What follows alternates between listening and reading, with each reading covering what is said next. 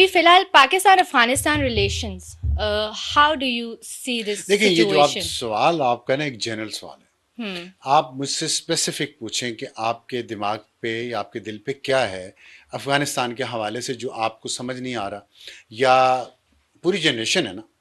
अगर मैं ये इस पे अफगानिस्तान और पाकिस्तान के इस मामले पे जो आज है इस पे बात करें तो 45 साल पहले से बात शुरू करनी पड़ेगी हमें। तो पूरी दो जनरेशन मैं तो समझता हूँ जिनको कुछ नहीं पता कि अफगानिस्तान के साथ हमारी हिस्ट्री क्या रही है पिछले 50 साल में। तो थोड़ा अगर स्पेसिफिक हो जाए तो हम इसको अच्छा आगे लेके चलेंगे। हमारी जो अभी की जो पॉलिसी है, आप इसे कैसे रीड करेंगे? क्या सारे वो जो आपने 45 साल का जिक्र किया, ये उसी का एक तसलसल है? क्योंकि हमने देखा है कि बीच में मुज़ाकरात वाली एक डायलॉग वाली पॉलिसी भी बनी है, और उस दौरान ये कहा जाता है कि शायद अमन भी था। आई डोंट नो कितना अमन था कितना नहीं था।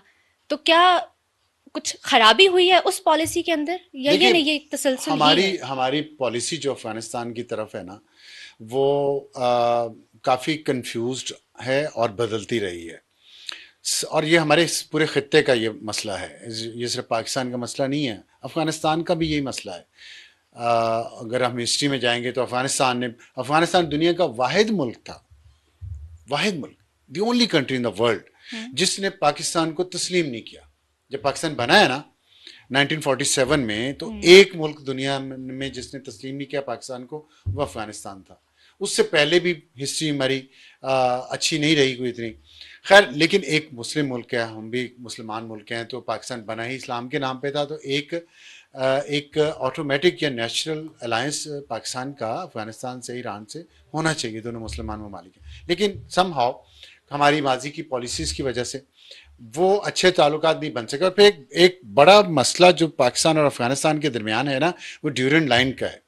ये ड्यूरेंट लाइन जो है ये अंग्रेज़ों ने बनाई थी, लगाई थी, और उस वक्त के बादशाह ने अफगानिस्तान के इसको एंडोर्स किया। बाद में भी ये एक रहा, सेटल्ड इशू रहा। लेकिन फिर पाकिस्तान बनने के साथ ही ये मसला दोबारा उठ खड़ा हुआ, और उसमें यह था कि अफगानिस्तान कहता था कि हम इसको इंटरनेशनल बॉर्डर तस्लीम नहीं करते।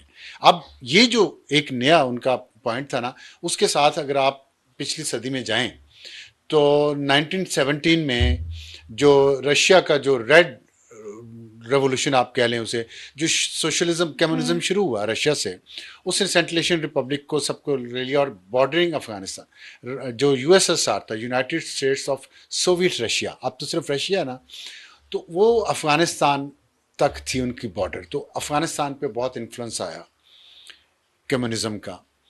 और फिर ऐसा हुआ कि 1978 या 79 में, 78 या 79 में यूएसएसआर की फौजें अफगानिस्तान में दाखिल हुई। वहां से ये जो मॉडर्न हमारा जो प्रॉब्लम है ना, मॉडर्न वर्ल्ड, मॉडर्न एज का, पाकिस्तान और अफगानिस्तान के दरमियान, ये 45 साल पहले शुरू हुआ। उसमें जब वो अफगानिस्तान पे कब्जा किया यूएसएसआर ने उस वक्त के, तो पाकिस्तान में उस वक्त ज़िया-उल-हक की हुकूमत थी, मिलिट्री डिक्टेटर थे, उन्हें लेजिटिमेसी चाहिए थी। उन्होंने ये किया कि उन्होंने खैर जो जिहाद उस शुरू वक्त कर के जो दिया। मुजाहिदीन थे, जिसमें से एक आज भी जिंदा हैं, गुलबदीन हिकमत यार और अहमद शाह मसूद, और ये पाकिस्तान में होते थे, और बहुत सारे और भी थे। ये पाकिस्तान में होते थे क्योंकि ये मुखालिफ थे कम्युनिज्म के। और पाकिस्तान जुल्फ़िकार अली भुट्टो के दौर में भी इनको सपोर्ट करता रहा, इनको पनाह दी। और अफ़गानिस्तान हमारे मुखालिफ लोगों को पनाह देता था। बलूचिस्तान के जो कबायली सरदार थे अफ़गानिस्तान, उनको पनाह देता था। जो ANP अवामी नेशनल पार्टी के बादशाह खान और सर, तो इनके साथ बहुत अच्छे ताल्लुकात थे काबुल के। तो एक एक लो लेवल टसल दोनों ममालिक के दरमियान चलती रहती थी। उसके बाद जो है ना, ये कि नया चैप्टर शुरू, नया फेज शुरू हो गया जो आज तक चल रहा है। वो ये था कि एक तरफ ये जंग शुरू हो गई, जिसको फिर CIA आ गई, उसमें अमेरिका आ गया, पूरा वेस्ट आ गया, दूसरे मुस्लिम ममालिक आ गए जो वेस्टर्न एलाइज थे, जिसमें सऊदी अरब, कुवैत बहुत इंपॉर्टेंट हैं, और UAE। इन सब ने मिलके इस जंग को कुफर और इस्लाम की जंग बना दिया, जो कि इन वे खाना जंगी थी। और जाहिर है रशिया ने कब्जा किया हुआ था, रशिया की फौज वहां थी, उसको तो निकालना था। लेकिन उसको यहाँ पे बेचा इस तरीके से गया कि जो, और हमें भी ये स्कूल कॉलेज में हमें याद है कि हमें ये कहा जाता था कि जो कम्युनिस्ट हैं, जो सोशलिस्ट हैं, जो सुरखे हैं, काफिर हैं। इनका खुदा पे यकीन नहीं है, एथियस्ट हैं, खुदा पे यकीन नहीं है, ये खुदा को नहीं मानते, इसलिए काफिर हैं, तो इनके खिलाफ जिहाद जायज़ है। तो क्रिश्चियंस और जूस जो हैं वो खुदा पे यकीन रखते हैं, तो वो और तरह के काफिर हैं, ये और तरह के काफिर हैं। तो ये इसको जिहाद बना दिया गया बिटवीन इस्लाम एंड कुफर। अच्छा, अब वो जो जब जिहाद शुरू हुआ ना, उसमें पैसा बहुत आ रहा था, जिसमें पाकिस्तान में बहुत सारे लोग और अफगानिस्तान के बहुत सारे लोग बहुत अमीर हुए, बहुत black money I, drug money I. तो इसलिए ये एक वॉर जो थी ना, ये एक इंडस्ट्री बन गई अफगानिस्तान के अंदर वॉर, जिसमें सिर्फ पाकिस्तानी अफगानिस्तान के लोगों के बहुत सरदार जो थे और जो वॉर लॉर्ड्स थे, उन्होंने बहुत पैसा बनाया। अभी भी गल्फ में बहुत वॉर प्रॉपर्टीज हैं इकोनॉमी उनकी, बेसिकली। वॉर इकोनॉमी बन गई। तो उस वजह से ये पहले वो चलता रहा 15-20 साल, उसको बाद वो वहाँ से निकला रशिया, तो फिर सैनिटी शुड हैव प्रिवेल्ड। लेकिन इस दौरान पाकिस्तान के अंदर इतना कल्चर बदल चुका था, पाकिस्तान के अंदर एक्सट्रीमिज्म इतना बढ़ा दिया गया, रिलीजियस एक्सट्रीमिज्म, लोगों को जिहाद की तरफ इतना माइल कर दिया गया कि फिर कश्मीर की बात शुरू हो गई। और शायद डॉलर्स भी बहुत अच्छे लग रहे थे हमें। डॉलर्स बहुत अच्छे आ भी चुके थे, और फिर एक आपने पूरी की पूरी नस्ल को आपने उसे इंडोक्ट्रिनेशन कर दी इस तरफ कि जिहाद जो है वो हमें करना है, और इस तरह प्रॉक्सिस करना है। देखें, ये प्रॉक्सी वाला इशू जो है ना, ये बड़ा इंपॉर्टेंट है। जो मैं वियतनाम की मिसाल दूंगा यहाँ पे, कि वियतनाम की अमेरिका से जंग रही है, और वियतनाम की कौम लड़ी अमेरिकियों से, और उन्होंने अमेरिकियों को शिकस्त दी है, लेकिन जंग खत्म होते ही ना वो सारी कौम तरक्की के ऊपर लग गई।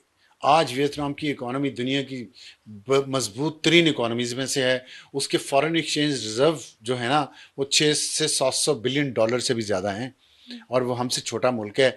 बिल्कुल तबाह हो गया था वो जंग में, और आज अमेरिका उनका सबसे बड़ा इन्वेस्टर वियतनाम में अमेरिका है, जिससे वो जंग करते रहे, और चाइना है जो उनका हमसाया है। हमने क्या गलती की और अफगानिस्तान ने क्या गलती की? हम अपनी कबाइलियत से, अपनी असबियत से बाहर नहीं निकल सके पहली अफगान जंग के बाद। हमने जिहाद की फैक्ट्री लगा ली। ये सिर्फ पख्तून कौम को नहीं गुमराह किया गया, पंजाब की कौम भी, सिंध के लोग भी, जनूबी पंजाब के लोग भी, और मेरे अपने ख़ानदान के लोग। फैसलाबाद सेंट्रल पंजाब है। जिहाद इतना आम कर दिया गया, इतना आम कर दिया गया उसको, इतना ज़्यादा एक कहना चाहिए, इतना ग्लैमराइज कर दिया गया पॉपुलर कि स्लोगन हो जो गया। जवान बच्चे थे वो शहादत या गाजी बनने के चक्रों में घरों से निकल गए। मेरा बड़ा भाई चला गया अफगानिस्तान, अब फौत हो गए हैं, लेकिन ये दूसरे भाई हैं मेरे, जो जो पहले निज़ाम मुस्तफ़ा की तहरीक में गए, वो अलग हैं। ये उनसे छोटे थे लेकिन मुझसे बड़े थे। ये अफगानिस्तान ट्रेनिंग लेने चले गए, और वहाँ से ट्रेनिंग लेके उन्होंने कश्मीर जिहाद पे जाना था, क्योंकि अफगानिस्तान में मुजाहिदीन की हुकूमत आ चुकी थी, लेकिन ट्रेनिंग जारी थी लोगों की, और उसामा बिन लादेन भी तब वहीं था। तो अब कश्मीर पे हमने जिहाद शुरू करना था, जो हुआ फिर 1989 में। जैसे ये ज़ियाउल हक का त्यारा तबाह हुआ, उसके बाद असलम बेग आए। तो खैर ये एक हमारा जहन ऐसा बन गया जिसमें कौम की एक नौजवान नस्ल को ये बता दिया गया कि ये जिहाद है, आप इसमें झोंकें। अभी भी खैर उसके बाद ये मसला हो गया। अब फिर उसके बाद जब 9/11 हुआ, जब अमेरिका पे हमला हुआ, उसामा बिन लादेन पे, तालिबान पे इल्ज़ाम लगा, तो फिर दूसरी अफगान जंग शुरू हुई। अमेरिका ने हमला किया। अब अमेरिका ने हमला कर दिया, पहले रशिया ने हमला किया था। अब वही जिहाद अमेरिका के खिलाफ शुरू हो गया। पहले वही जिहाद में अमेरिका पार्टनर था, अब अमेरिका दुश्मन है। अब उसमें फिर जाहिर पाकिस्तान का एक बड़ा अहम रोल रहा है इस सब में। रशिया इन्वेड करे तो भी हमारा रोल जी, रहेगा, अमेरिका इन्वेड करे जी, तो भी हमारा रोल जी, रहेगा, हमारे लोग मरेंगे। हमने या अफगानिस्तान के लोगों ने वियतनामियों की तरह नहीं सोचा, अक्ल से नहीं सोचा। हमें जंग का ऐसा एक टीका लगा दिया गया, जंग के खुमार का, और ये जाहिर करने का कि जी जंग और जिहाद ही कामयाबी की अलामत है। तरक्की, मुआशी तरक्की, या आपकी जो आपके पास पैसा हो, लोग पढ़े लिखे हों, सुलझे हुए हों, इस तरह नहीं हमने दुनिया में अपना मुकाम बनाने की कोशिश की। हमने कहा प्रॉक्सी वॉर शुरू कर देते हैं, जो मैंने अभी प्रॉक्सी वॉर की शुरू की। पूरी कौम लड़ी थी ना वियतनामीज, उन्होंने कोई प्रॉक्सी वॉर नहीं शुरू की, उनको ग्रुप्स नहीं बनाए। यहाँ पे हमारे जो अरबाब इख्तियार थे, जिसको हम इस्टेब्लिशमेंट भी कहते हैं, उन्होंने प्रॉक्सीज बनाई इन सब कामों के लिए, जिससे एक दोहरी पॉलिसी से अवाम कंफ्यूज, कौम कंफ्यूज, नौजवान कंफ्यूज, और हमारा फोकस एक तबका बहुत ज्यादा अमीर होता गया क्योंकि वो वॉर इकोनॉमी का बेनिफिशियरी था, एक तबका गरीब होता गया क्योंकि उसने बम धमाकों का सामना करना था, डेविस्टेशन थी। उसने उनकी इकोनॉमी तबाह हो गई, उनके बच्चे जिहाद में जाते रहे। तो ये जो हमने 45 साल में अपना सर रेत में दिए रखा, खास तौर पे हमारे जो पॉलिसी मेकर्स थे, जो पॉलिसी इंप्लीमेंट करने वाले थे, जो हमारी रूलिंग इलीट थी, उन्होंने इस कौम को गुमराह किया। अच्छा, हमने बीच में एक ये भी सुना स्लोगन कि everything will be all right. समझ गए होंगे मैं किस तरफ इशारा कर रही हूँ। नथिंग इज ऑल राइट, आई देखिए, थिंक। मेरा यहाँ पे मैं थोड़ा सा अगर इजाजत दें आप जज्बाती होने की, तो मैं ये समझता हूँ कि एक दिमाग जो है ना, ये चंद दिमाग वो पूरी कौम के दिमाग पे भारी नहीं होते। आवाज़ खल्क नकारा खुदा होता है। ये तो हमारे दीन की भी तालीम है। हमारे नबी पाक सल्लल्लाहु अलैहि वसल्लम शूरा, मजलिस शूरा थी उनकी, मुशावरत करते थे लोगों से कोई फैसला। उनको तो अल्लाह के नबी को तो किसी से पूछने की या मशावरत करने की, मशवरा करने की जरूरत तो नहीं थी ना। उन्होंने मिसाल कायम की कि अल्लाह का नबी ने मिसाल हमारे लिए कायम की थी। ये हमारे जो आइंस्टाइन बैठे हुए हैं ना, इनकी अकलों पे जो पर्दे पड़े हुए हैं, इनके लिए थी मिसाल कायम की गई कि आप, मेरे बाद जो दौर आएगा तो मैं ये मिसाल कायम करूं कि आप लोग मुशावरत से काम कीजिएगा। यहाँ चंद एक खोपड़ियां बैठती हैं किसी कमरे में और वहां वो डिसाइड करती हैं कि पूरी कौम को स्ट्रेटेजिक डेप्थ की जरूरत है, तालीम की जरूरत नहीं है, मोहब्बत की जरूरत नहीं है। आप यूरोप नहीं देखते कितनी जंगें लड़ी, कितने करोड़ लोग मारे गए दो वर्ल्ड वॉर में। उन्होंने क्या सीखा? उन्होंने बॉर्डर्स अपने खोल दिए, अपने बॉर्डर्स नरम कर दिए। उन्होंने कहा हम सब एक बन जाएंगे। नहीं बनेंगे एक, सबकी जुबान भी अलग है, सबका कल्चर अलग है, सबके ममालिक अभी भी अलग हैं, लेकिन उन्होंने अपने फायदे के लिए अपने आप को एक ब्लॉक बना लिया। हमने नहीं ये होने दिया, क्यों? हमारी जो खोपड़ियां हैं ना आइंस्टाइनों की, जो कहते हैं वहां जाके everything will be okay, single खोपड़ी थी ना, दो खोपड़ियां होंगी, तीन होंगी, तो उसमें भरा क्या था वो नजर आ रहा है ना अब हमें। तो पूरी कौम मिलके आप फैसला करें कि हमने, और अफगानिस्तान से मिलके फैसला करें। स्ट्रेटेजिक डेप्थ आपके दिमाग में घुसी हुई है, दिमाग कहना नहीं चाहिए, खोपड़ी में घुसी हुई है। स्ट्रेटेजिक डेप्थ फतह करके होती है, मोहब्बत से नहीं हो सकती। इकोनॉमी की तरक्की देके नहीं हो सकती। ये नहीं हो सकती कि आप वहां जाके इन्वेस्टमेंट करें, वो यहां आके इन्वेस्टमेंट करें, जैसे यूरोप कर रहा है, जैसे पूरा ईस्ट एशिया कर रहा है, जैसे अब सेंट्रल एशिया कर रहा है, जैसे गल्फ स्टेट्स कर रही हैं। ये यहां की खोपड़ियां अलग क्यों हैं? इसलिए कि यहां की खोपड़ियां एजेंट हैं अमेरिकियों की। इस मुल्क में स्टेबिलिटी नहीं आने देना चाहते, इस मुल्क को मुआशी तौर पे मजबूत नहीं होने देना चाहते। No, but there was a dialogue policy, there was a dialogue policy, तो वो आप कह रहे हैं कि वो ठीक थी। डायलॉग देखें, डायलॉग का मतलब क्या होता है? दो अतराफ के दरमियान। हाँ। ठीक है, उधर से क्या आ रहा है, हम दे रहे हैं, उन्होंने क्या, वो क्या दे रहे हैं इन रिटर्न। दोनों तरफ से होना चाहिए ना। आपने उनको लाना है यहाँ पे, ये किया ना आपने। इमरान खान ने, कमर जावेद बाजवा ने और फैज ने क्या किया? उन्होंने कहा जी 45,000 लोगों को यहाँ लाके बिठा दो, जो हार्डन्ड क्रिमिनल्स हैं, टेररिस्ट हैं, जंगजू हैं, ट्रेंड हैं, उनके पास हाई क्वालिटी वेपन्स हैं, इक्विपमेंट है। ठीक, कौन सी कौम ऐसे करती है? इतने लोगों को लाके अपने मुल्क में, आपने पूरी दुनिया में एक एग्जांपल मुझे दे दें। ये खोपड़ियां जितनी बैठी हैं ना आइंस्टाइनों की, मुझे पूरी दुनिया से एक एग्जांपल ऐसे निकाल दें कि एक ट्रेंड वॉरियर, जो जिनको आप टेररिस्ट कहते हैं, 45,000 को आप लाके असले समेत मुल्क में बिठा दें, और आप सोचें फिर कि अब everything will be okay. Will it be okay? आप लाना तो चले, मैं कहता हूं चले लाना था, आप डी वेपनाइज करते सबको। लेकिन इसमें एक चीज ये भी कही जाती है कि वो सब जिस तरह आप बता रहे हैं कि असलहे के साथ नहीं लाए गए थे, लाइक 45,000 लोग। अच्छा, तो ये मैं बात आपकी कैसे मान लूं? फिर वो कहां से आ गया असला? फिर यहाँ पे वो कार्रवाई कहां से शुरू हो गई? इतनी दहशतगर्दी जो हुई है, इतने जो फौजी जवान मारे गए हैं, सिविलियंस मारे गए हैं पाकिस्तान में, अभी भी जंग चल रही है। अब आपने वो, हमने गुट तालिबान बनाए, उनको गुट तालिबान को हमने अफगानिस्तान में वेलकम किया। इसलिए कि हमें वहां से एक ठंडी हवा का झोंका आएगा, तो आया। 45 साल के हम मुड़ के क्यों नहीं देखते? हम 45 साल में पूछे मुड़ के क्यों नहीं सोचते हमने क्या गलत किया, क्या सही किया? हम मानते क्यों नहीं अपनी गलतियां?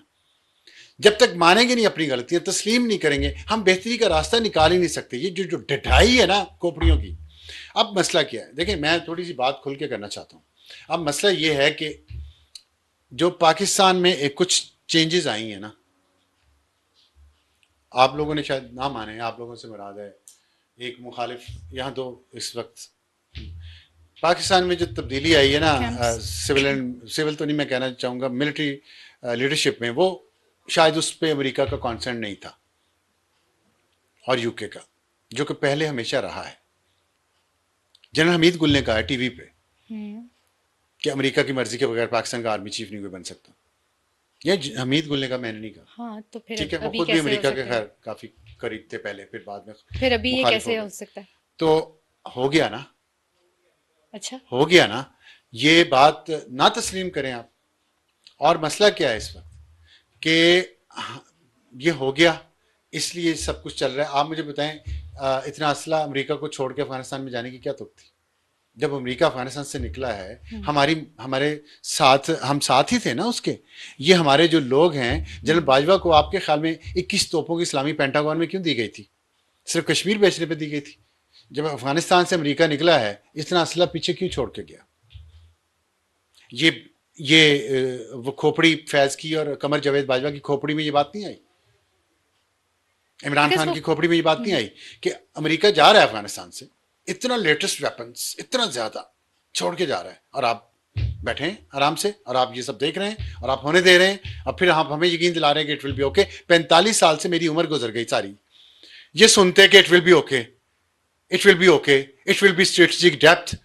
कौन सी स्ट्रेटेजिक डेप्थ? आप मोहब्बत से तो जीत नहीं सकते किसी को, प्यार से नहीं जीत सकते आप। उनके लिए opportunities, legal genuine legitimate opportunities उनके लिए भी पैदा करें, अपने लिए भी पैदा करें, बॉर्डर सॉफ्ट करें। आप लोगों को मोहब्बत, पीपल टू पीपल कांटेक्ट हो, चाहे कोई सुरखा है, चाहे कोई सब्जा है, जो भी है यार, आखिर आप हमसाए हैं, पख्तून हैं, पंजाबी हैं, पिछले 10,000 साल से उधर रह रहे हैं, हम इधर रह रहे हैं। चाहे ये पाकिस्तान था, चाहे पहले ये इंडिया था, उससे पहले ये हिंदुस्तान था, उससे पहले ये अशोका की रियासत थी, जो भी था, थे तो रहते तो साथ ही है ना। इसी जगह पे हम रहते हैं, उसी जगह पे वो रहते हैं, दरिया के उस पार से हम उन्हें आवाज देते हैं, वो हमें आवाज देते हैं। बड़ी मुश्किल लगती अपना है। कल्चर, अपनी जुबान, सब कुछ अपना है, रहना तो साथ ही है ना।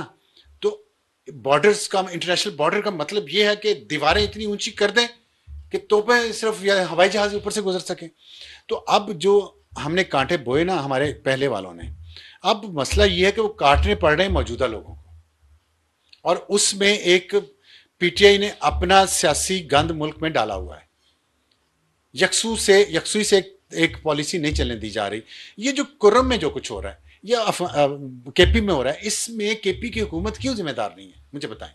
12वां साल शुरू हो गया उन्हें वहां पे, उस सूबे में उनकी हुकूमत को क्या कर रहे हैं वो अमन अमान के लिए?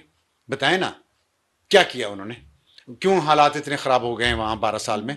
उनकी कोई जिम्मेदारी नहीं है। नहीं, बिल्कुल ऐसा तो और नहीं उनकी हो कोई सकता सियासी इंतजामी जिम्मेदारी, फिर सियासी जिम्मेदारी। क्योंकि सियासी जिम्मेदारी से मुराद ये है कि खाली आप लड़के तो नहीं ये सारा कुछ कर सकते ना। आपको लोकल पॉपुलेशन को कन्विंस करना है, उन्हें साथ रखना है, उन्हें समझानी है चीजें।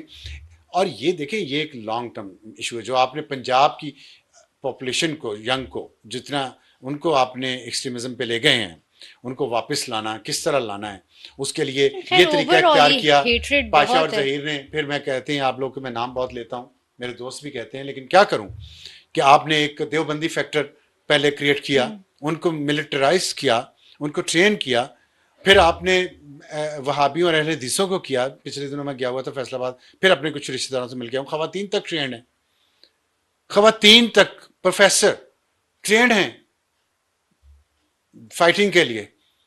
जमातुल दावा वो जो थी, वो उसके बाद हमने वो पाशा और जहीर की खोपड़ियां नई चीज लेके आ गई कि टीएलपी बना लेते हैं इनको काउंटर करने के लिए देवबंदियों को।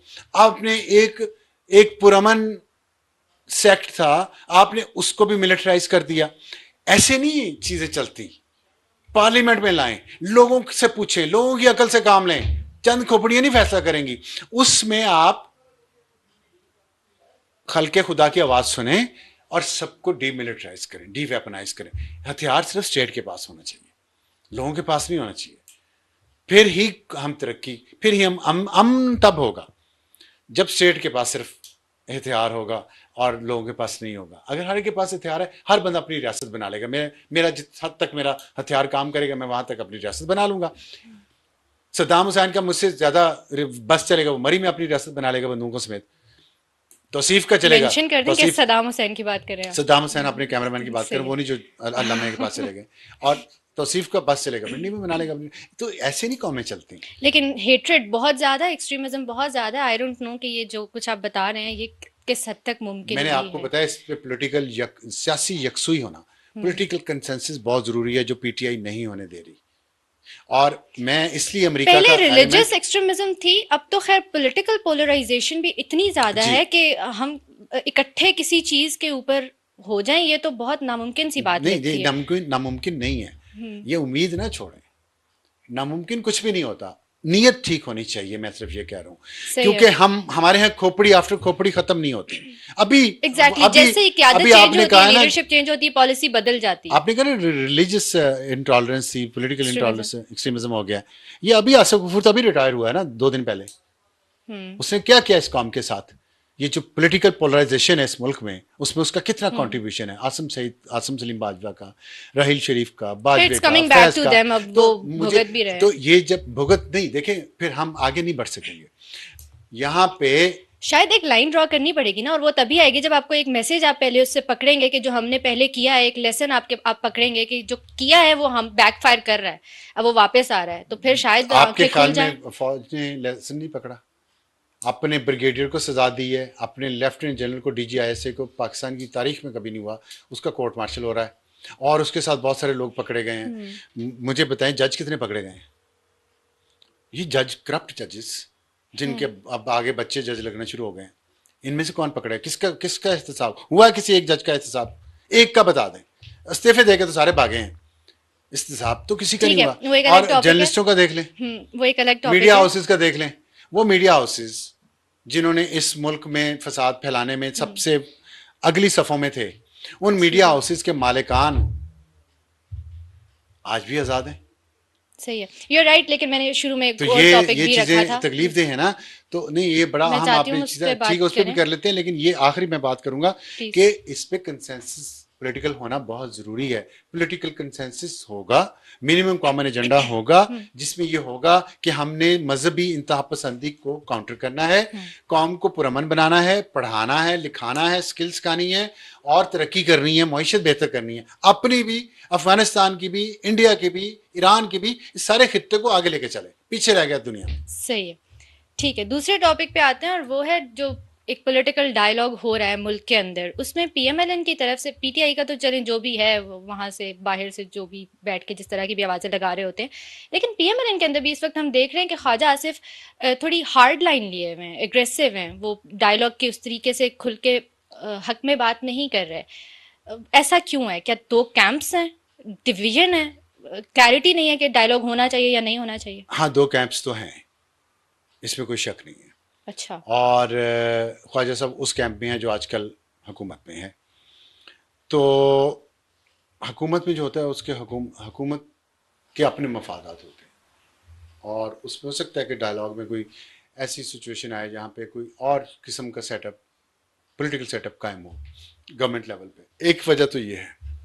दूसरी वजह ये है कि एक स्मोक स्क्रीन होती है कि गुड कॉप बैड कॉप खेलना पड़ता है। सब खेल रहे हैं, पीटीआई भी खेल रही है।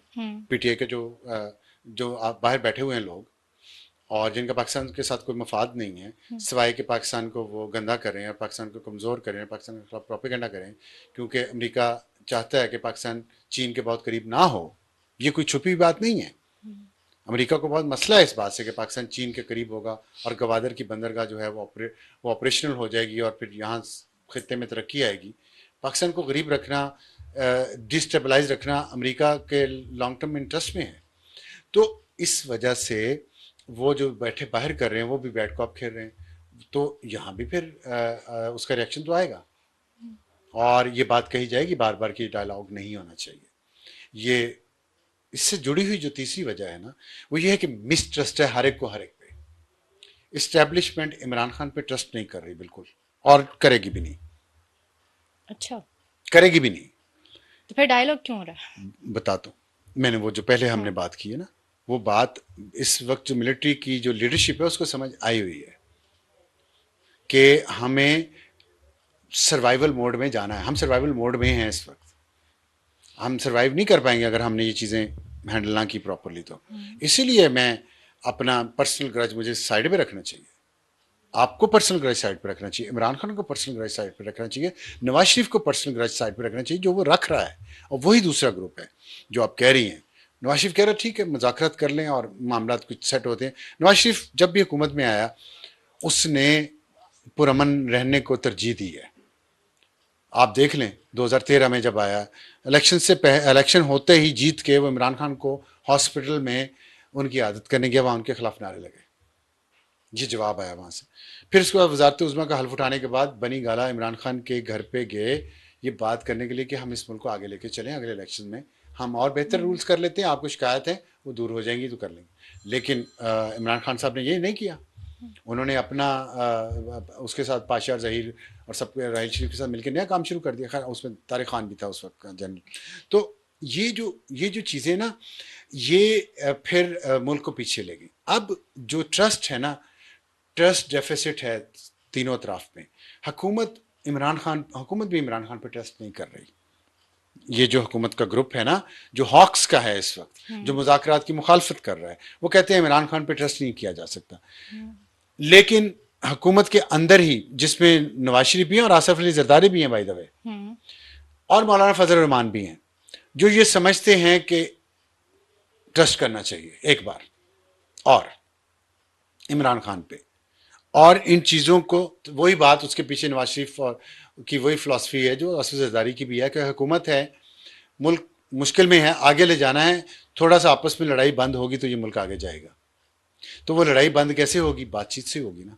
तो इस पे वो पॉलिटिकल साइड डिवाइडेड है, जो इस्टेब्लिशमेंट है वो डिवाइडेड नहीं है। वो कह रही है अगर गारंटीज कोई मिल जाए इमरान खान की तरफ से तो हम इस पर एतबार कर लेंगे। बगैर गारंटीज के, सॉलिड गारंटीज के, इमरान खान पे एतबार करने पे इस्टेब्लिशमेंट तैयार नहीं है। तो फिर उसमें ये वाला फैक्टर इम्पोर्टेंट है कि जो ये कहा वरना जाता है कि इमरान हमारा खान साहब, मैंडेट वापस कर दें। सॉरी मैं आपका सवाल इंटरप्ट कर रहा हूँ, दोबारा कर लीजिएगा। लेकिन इमरान खान जो है ना वो डेस्परेट है इस वक्त कि कहीं ना कहीं मामला तय हो। इसीलिए उनके बाहर बैठे लोग जो है ना वो मुसलसल पाकिस्तान को गाली निकाल रहे हैं ताकि प्रेशर डाला जाए। लेकिन अंदर बैठे जो लोग हैं वो चाहते हैं मुज़ाकरात हो, क्योंकि उन्हें ग्राउंड रियलिटीज का पता है। मैंडेट वाली जो बात है वो फिर कितनी सही क्या है इस सारे मामले में? जैसे आपने कहा कि नवाज शरीफ चाहते हैं कि मुज़ाकरात हों, एक बार फिर से ट्रस्ट किया जाए, इमरान खान चाहते हैं कि उनका मैंडेट वापस किया जाए। Do you see it as an easy solution कि मैंडेट वापस कर दिया जाए और फिर एक मरतबा इलेक्शन की तरफ हम चले जाएं? मैंडेट वापस करने से मुराद यही कि एक फ्रेश इलेक्शन में हम चले जाएं नहीं, और उसके बाद एक लेजिटिमेट गवर्नमेंट बन जाए। देखें आप इससे ये तासुर अगर देना चाह रही कि मौजूदा गवर्नमेंट लेजिटिमेट नहीं है, तो मैं इस तासुर को, गवर्नमेंट के अपने लोग कह चुके हैं काफ़ी कुछ। नहीं, काफ़ी कुछ कहना और लेजिटिमेट ना कहना ये अलग फ़र्क है, दोनों बहुत फ़र्क है। मसला ये है कि हमारे यहाँ इलेक्शन ऐसे होते हैं, ये पहली बार नहीं हुआ। मसला ये है कि ज़िंदगी 2022 से नहीं शुरू हुई, ज़िंदगी पहले भी चल रही थी, ठीक है, ऐसे ही चल रही थी। और 2022 वाले उसमें मुसलसल शामिल थे, बेनिफिशरी थे, बहुत बड़े, उससे भी बड़े जितने आजकल के कोई बेनिफिशरीज होंगे। तो इसलिए अपने आप को जब आप हाई पेडिस्टल पे ले जाते हैं, हाई मॉरल ग्राउंड पे ले जाते हैं, तो पहले अपनी गलतियां, खामियां, गुनाह तस्लीम करें। ऐसे नहीं हो सकता कि आप हमें गाली निकाल के कहें हमने जो किया उस पर बात मत करो, अब हमारे साथ खड़े जाओ। ना ना बेटा ना, ठीक है, पहले अपनी गलतियां तस्लीम करो, माफी मांगो, अगले आने वाले वक्त की गारंटी दो कि रिपीट नहीं करोगे जो कि तुम मशहूर हो यू टर्न पे, वादे तोड़ने पे, झूठ बोलने पे, गाली निकालने पे, गलत इल्जाम लगाने पे साबित शुदा हो, उसका तासुर को जाहिल करो। थोड़ा सा हम ब्रीफ रखेंगे, टाइम खत्म हो रहा है। तो सवाल आखिरी यही है कि बजाय इसके कि हम पीटीआई से ये कहें कि आप इस वक्त का जो मैंडेट अगर आपका चोरी हुआ है तो आप उस पर सब्र कर लें। हम नहीं पीएमएलएन को क्यों ना ये कहें कि आपका जब मैंडेट चोरी हुआ था तो तब आपने स्टैंड क्यों नहीं लिया था, देखिए तब आपने अपने मैंडेट के वापसी के लिए फाइट क्यों नहीं किया था। ये बात ये सिलसिला तो फिर कभी रुकेगा ये ही नहीं। बात ऐसी है, देखें, जिस पे आपने यकीन नहीं करना, क्योंकि आप लोगों के लिए, आपसे मुराद पीटीआई वालों के लिए जिंदगी तो 2022 से शुरू हुई है। किसी सियासी लीडर ने नहीं, कोई सियासी लीडर नहीं ये करता जो इमरान खान कर रहा है। ये फाइट नहीं, फाइट ऐसे नहीं होती। ये तो समझा रहा हूं, it's not a battle, it's a war, war for civilian supremacy. ये एक दफा में नहीं होनी विन ओवर, ये एक दिन में, एक हफ्ते में, एक साल में नहीं होनी।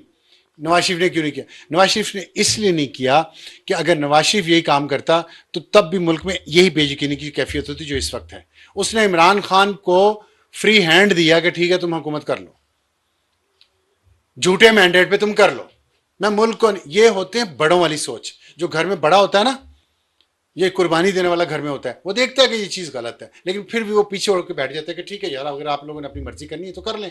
और मर्जी करने जिन्होंने की थी, कमर बाजवा ने और फैज ने और उसके सारे हवारियों ने, फिर ठीक है। अपने निकाले हुए अल्फाज वापस खाए ना। मैं सही। डिसेंट अल्फाज में ये बात कर देता हूँ, उन्होंने सही। खाए ना। फिर तो नवाज शरीफ की बात सच हुई ना कि ठीक है लो कर सर। लो, तुम लोग अपनी मर्जी कर लो। फिर सबने चख लिया मजा, फिर मजा चख लिया ना। अब फिर अगर ये होगा, ये ना जरदारी ने किया, ना बेनजीर भुट्टो ने किया, ना नवाज शरीफ ने किया, क्योंकि they are mature political leaders. वो सोचते पहले लोगों का है कि यार हम इतना गंद ना डाल दें इस मुल्क में कि कोई भी सियासत करने के काबिल ना रहे, कोई भी जमहूरियत के काबिल ना रहे। ये सोचते हैं मैच्योर लीडर। ये जो है ना आप लोगों का ये वहम है कि हम खड़े हो गए अब अपने हक के लिए। तो हक के लिए तब खड़े होंगे जब आपका माजी साफ होगा, जब आपका ज़मीर साफ होगा, जब आपकी स्लेट साफ होगी, जब आप पे केसेस नहीं होंगे इस तरह के जिस तरह के दूसरों पे थे। सही। उसके लिए टाइम लगता है, वो आपने देना नहीं। तो अब ये जो है ना मैंडेट वापसी की बात, ये एक निज़ाम है जो गलत है, फ्लॉड है।